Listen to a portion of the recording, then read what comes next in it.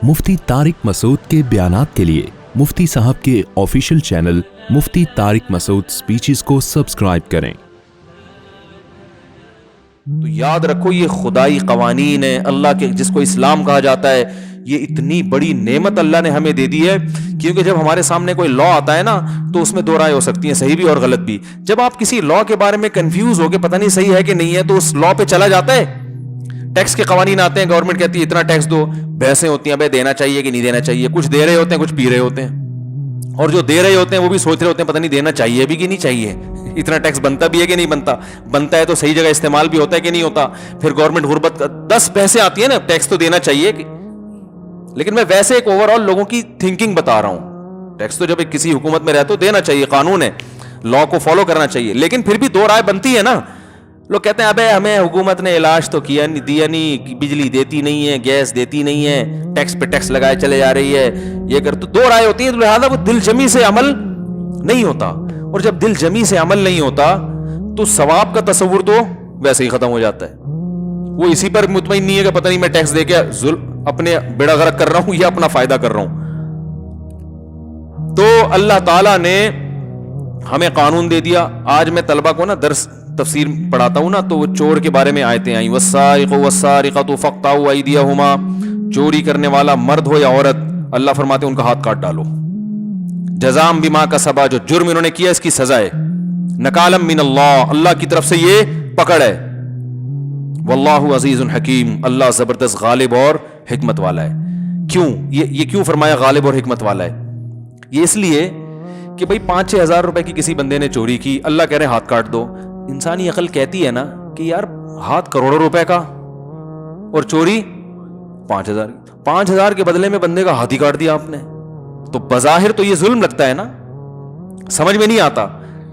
तो अल्लाह ने इन इश्कालात के जवाब दिए, फरमाया इन्नल्लाह अज़ीज़ुन हकीम, कि अल्लाह जबरदस्त, वल्लाहु अज़ीज़ुन हकीम है या इन्नल्लाह अज़ीज़ुन हकीम, कि अल्लाह जबरदस्त गालिब है और हिकमत वाला। गालिब का मतलब कि तुम जो हाथ काट रहे हो खुद से नहीं काट, तुम्हें किसी का हाथ काटने की इजाजत नहीं है किसी जुर्म पे, अल्लाह को इजाजत है। तो ये हाथ काटने की निस्बत किसकी तरफ होगी? अल्लाह ने काटा है, तुम तो सिर्फ उसके नुमाइंदे बन रहे हो। तो अल्लाह को तो इसकी भी इजाजत है कि वो ट्रक के नीचे किसी को कुचल दे। भाई अल्लाह ताला तो किसी को आग में जला के भी मार सकता है, समंदर में डूबा के भी हलाक कर सकता है। अगर तुम हाथ नहीं काटोगे तो अल्लाह तो वैसे भी कोई डेंगी उसके ऊपर छोड़ दे, वैसे ही तड़प तड़प के मर जाए वो। तो अल्लाह गालिब है। इंसान के लिए चोरी पर किसी का हाथ काटना जायज नहीं है, कितना बड़ा जुर्म नहीं है, लेकिन अल्लाह के लिए तो पूरा बंदा मारना, अल्लाह मारते हैं ना, बगैर किसी जुर्म के भी लोगों को मौत दे देते हैं। तो गालिब तो अल्लाह है। तो जब अल्लाह का लॉ है, अल्लाह का कानून है, तो कोई अगर तुमसे गैर मुस्लिम पूछे कि हाथ क्यों काट रहे हो, 4-5 हज़ार के बदले में करोड़ों का हाथ काट रहे हो, तो आप बोले भाई अल्लाह इसको मार भी सकता था, हम नहीं काट रहे। कौन काट रहा है? अल्लाह काट रहा है। हम तो उसके हुक्म, उसने हमें नुमाइंदा बनाया कि करो वरना तुम्हें नहीं बख्शूंगा फिर मैं। सही है ना? हुकूमत तो अल्लाह की नाइब होती है ना जमीन पे। और आगे अल्लाह ने फरमाया हकीम, इसमें दूसरे इश्काल का जवाब दिया कि अल्लाह तू गालिब है, तू जो चाहे कर सकता है।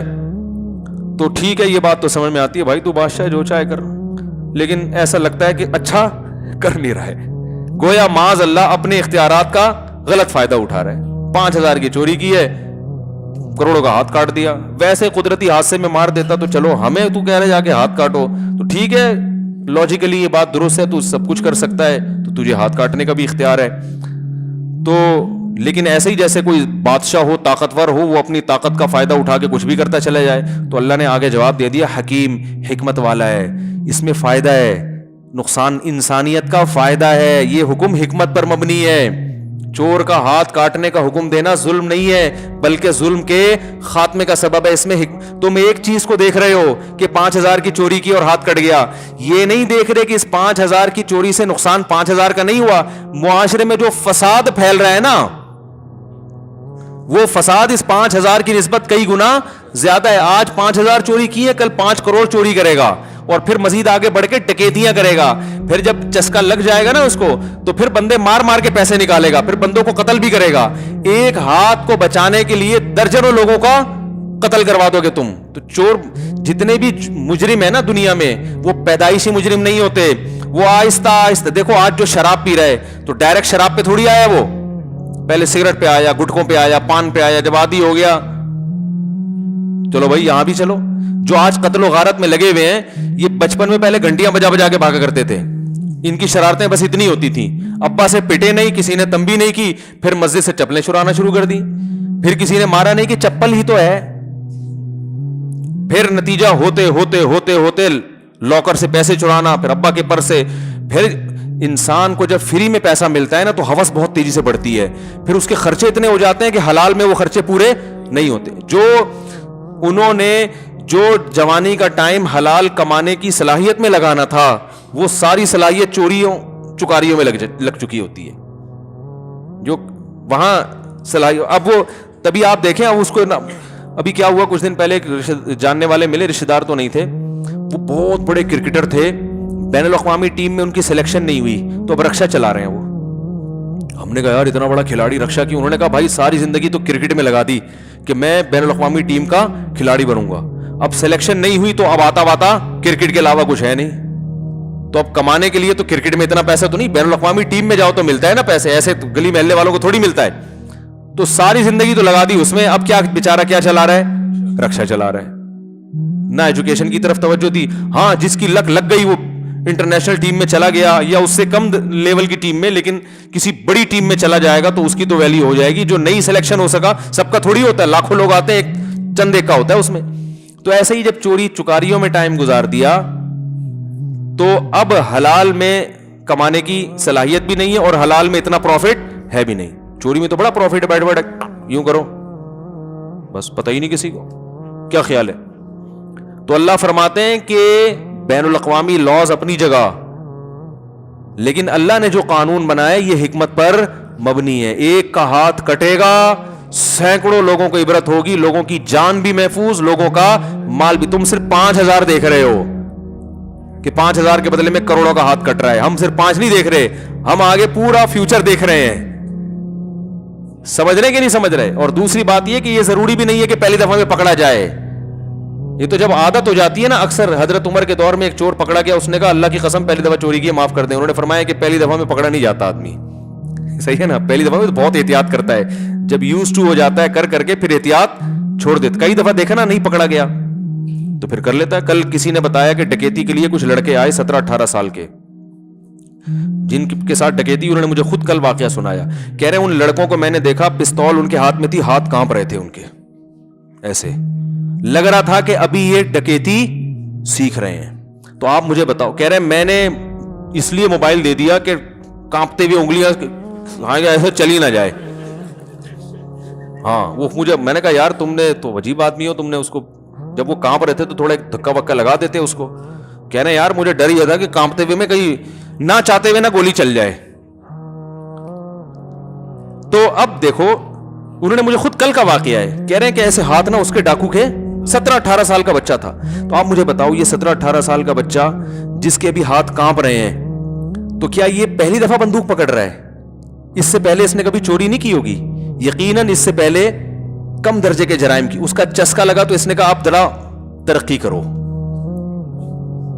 اور 2-4 دفعہ ہاتھ کانپیں گے. جب لوگوں نے موبائل پکڑا دیا تو پھر اتنا کانفیڈنس پیدا ہوگا کہ کچھ وقت کے بعد ہاتھ کانپنا ختم. پھر تو ایسے بندوق رکھے گا یہاں.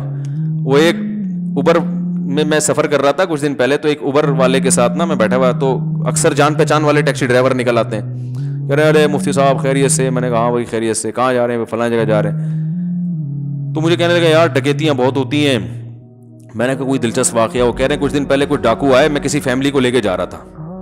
وہ ڈاکو آئے, مجھے کہنے لگے, گاڑی روکی نا, بول نکال موبائل دے اور پیسے دے. کہتے میں نے کہا کچھ اسلحہ تو دکھاؤ, خالی ہاتھ.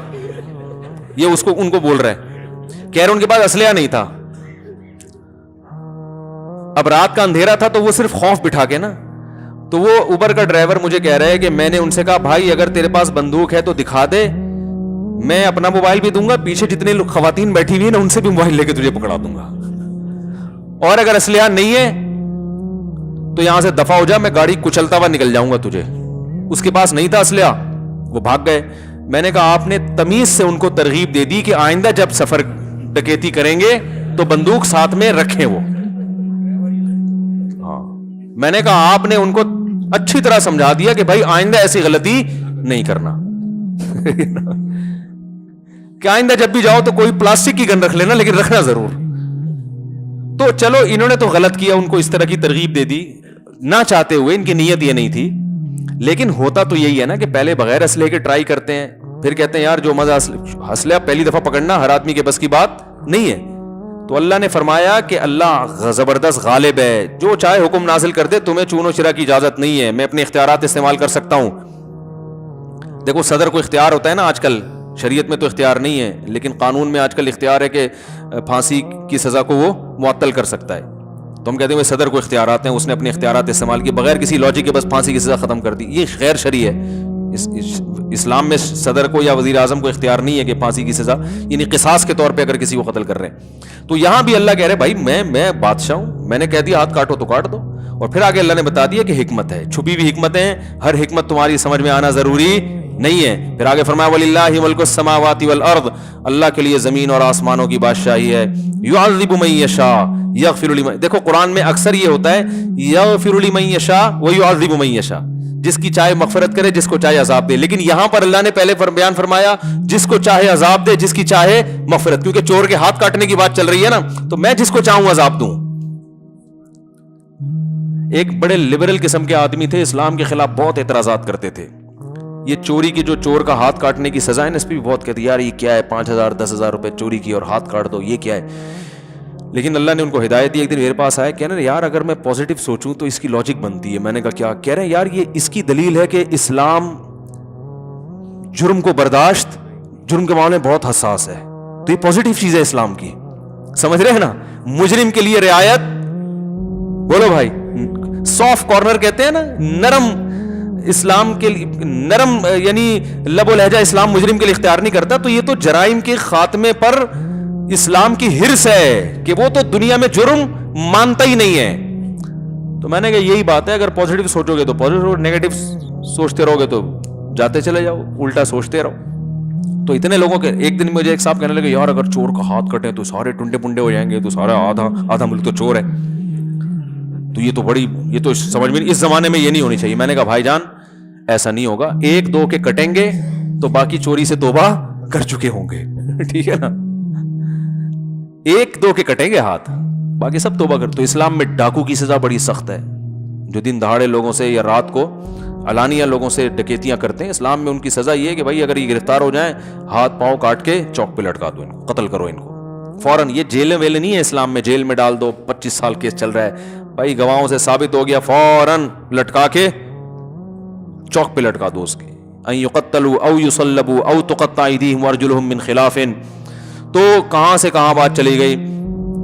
تو یہ جو حدود ہے نا، حدود جو اسلام نے بیان کی سزائیں، اس میں گورنمنٹ کو اختیار نہیں ہوتا کہ وہ چاہے تو نافذ کرے، چاہے تو نافذ نہیں کرے. یہاں حکومت پابند ہوتی ہے کہ یہ اللہ کا قانون ہے، آپ کی سمجھ میں آئے نہ آئے آپ نے نافذ کرنا ہے. تو اسمبلیوں میں جو لوگ بیٹھے ہوئے ہیں وہ اگر حدود آرڈیننس کے خلاف کوئی بات کریں گے تو یہ اللہ سے بغاوت شمار ہوگی. وہ اس کے پابند ہیں کہ وہ اس قانون کو پاس کرانے کی کوشش کریں گے. بھائی یہ تو طے شدہ ہے، یہ تو قرآن نے بیان کر دیا، چور کا ہاتھ تو کٹے گا ہی کٹے گا. یہ تو اللہ نے ہمیں آسانی دے دی کہ بہت سے موٹے موٹے قوانین میں ہمارے لیے سوچنے کا آپشن ختم، کیونکہ جو سوچتا ہے وہ کنفیوز ہوتا ہے. کنفیوز ہوگا تو وہ کوئی تبھی ہمارے ملک میں دیکھو نا قانون بنتے ہی نہیں ہے، بنتے ہیں تو 10 قسم کی آرا سام. اگر اسلامی قانون ہو بھائی چور کا ہاتھ کٹے گا، جو دن دہاڑے یا رات کو دہشت گردی کرے گا اس کو فوراً پکڑ کے چوک پہ لٹکا دیا جائے گا. اب اسمبلی میں اس پر بحث ہو بھائی شراب پینے والے کو 80 کوڑے لگیں گے، ٹھیک ہے نا، کو ایجوکیشن کو ختم کیا جائے گا. اب بھائی کیوں؟ اس لیے کہ قرآن نے بیان کر دیا. اب اور آگے کی چیزیں سوچو جن کو قرآن اور حدیث نے صراحتاً بیان نہیں کیا، اس پہ ہم بیٹھ کے غور کریں گے. یہ جو چیزیں بیان کر دی ہیں وہ تو طے شدہ ہے بھائی، اس میں تو دو رائے ہو نہیں سکتی. اسلام کے نام پہ بنا ہے نا، تو اس میں اسمبلی بحث کرنا ہی غلط ہے. جو اسمبلی میں پہنچے ہوئے لوگ ہیں ان پر لازم ہے کہ بھائی یہ تو ہے، یہ تو طے شدہ ہے، اس میں دو رائے تھوڑی ہو سکتی ہیں. لیکن کیوں گڑبڑ کرتے ہیں؟ ان کو ڈر ہوتا ہے کہ ہماری عیاشیاں، بولو بھائی، اب کوئی شراب پی کے پہنچا ہوا ہو، یہ قانون پاس کرے گا کہ شرابی کو 80 کوڑے؟ تو وہیں سے ابتدا ہوگی بھائی چلیں پھر سائڈ پہ آپ آ جائیں. آج بل پاس ہوا، آ جا بھائی گڈی نو، پنجاب میں تو نا گڈی نو سائڈ تلا جی، تو سب سے پہلے آ جاؤ بھائی سائڈ تے ہو جاؤ. ٹھیک ہے نا.